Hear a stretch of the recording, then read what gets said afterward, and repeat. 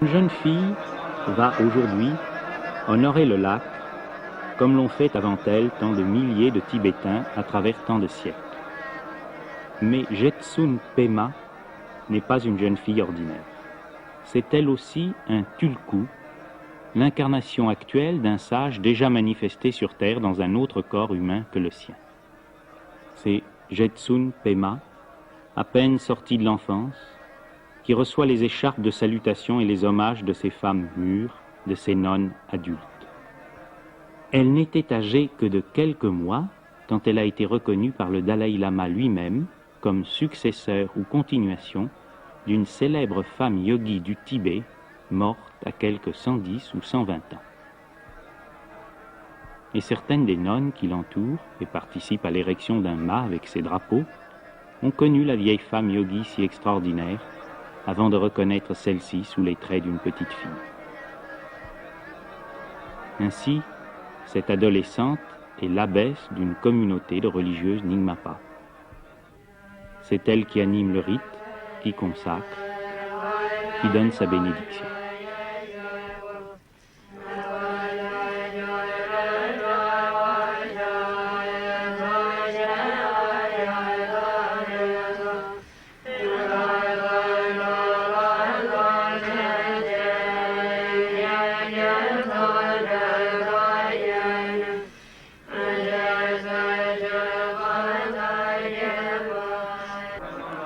Des Ladakis, reconnaissables à la forme de leur coiffe, sont aussi venus à Rewalsar.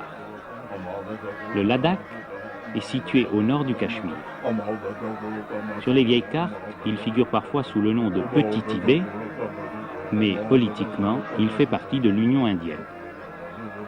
Et ces pèlerins, après avoir eux aussi fait lentement le tour du lac en répétant prières et invocations, s'embarquent pour approcher une des petites îles flottantes faites de plantes aquatiques, de leurs racines et d'un peu de terre, qui nagent sur la surface des eaux et se déplacent lentement.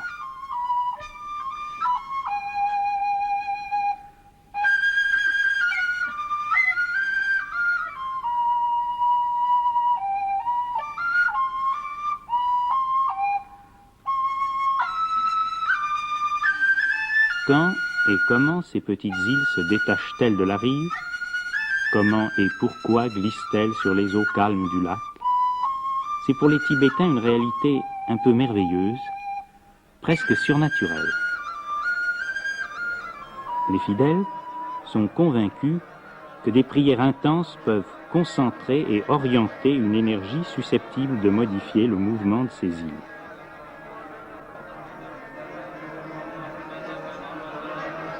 Je les ai vus, au bord de l'eau, répéter sans se lasser les hymnes et les versets sacrés, animés par une foi d'un autre âge, toute leur attention dirigée vers une de ces petites îles flottantes. Et, quelle qu'en soit la raison, vent, courant ou dynamisme qui échappent à nos observations, le fait est que l'île, tout doucement, mais régulièrement, s'est peu à peu rapprochée de la rive et s'est arrêtée à portée d'un jet d'écharpe.